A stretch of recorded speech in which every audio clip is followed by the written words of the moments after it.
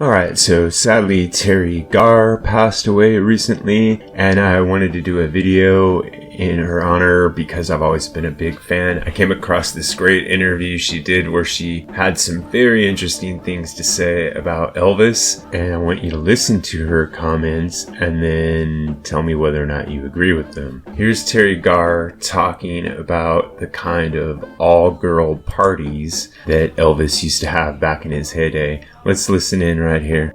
And he went out with this roommate of mine after that, so he used to invite us to his house to these parties. They weren't really parties. They were like Elvis and these girls. Oh, really? Yeah. Elvis as the sole male there? He was kind of taking advantage of his position a little bit, but what the heck.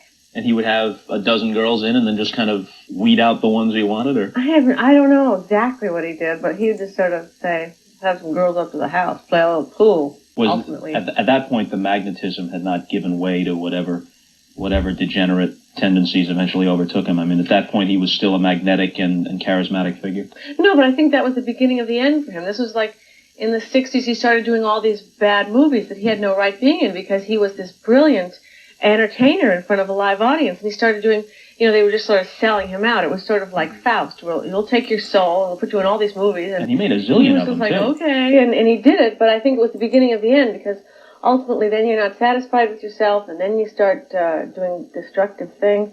This is all theory. I could be wrong, but I don't think I am.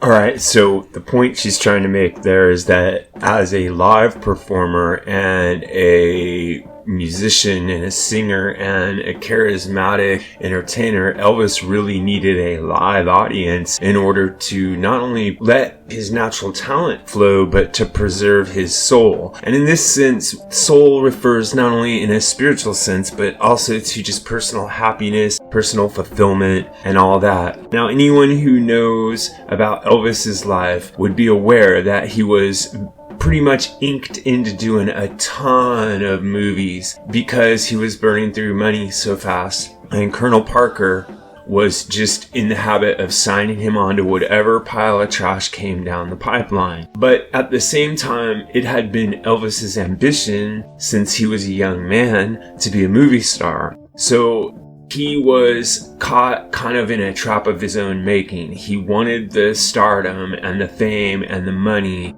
and the all-girl parties that he was throwing. His involvement in movies allowed him to do that, but at the same time, his inner nature needed to perform in front of a live audience in order to preserve what made him so special and magical in the first place. And every time that he did one of these really bad movies, it just took another piece of his talent and basically flushed it into the sewer. This is the way that I read Teri Garr's comments, but it's also a perspective that I've heard from many other people, several of them close to Elvis, like guys who were in the Memphis Mafia, who would tell you straight up right to the camera that it was his involvement in these money-driven enterprises in Las Vegas and in Hollywood that really drove Elvis to the brink of destruction. What I'd like to know from you is whether or not you agree with this, whether or not you think that had Elvis concentrated purely on music and not tried to pursue his ambition of being a movie star,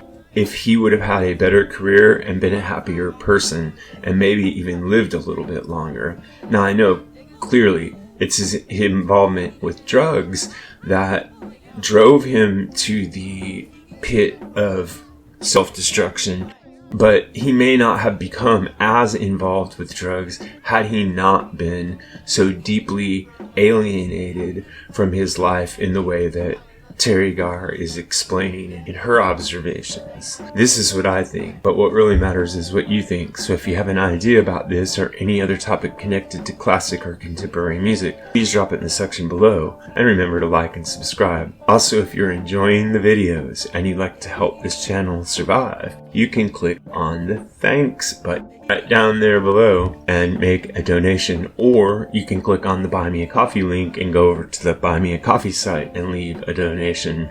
Also, if you'd like to get access to additional videos, perks, and members badges, things like this, you can click on the join button and become a channel member. Thanks so much.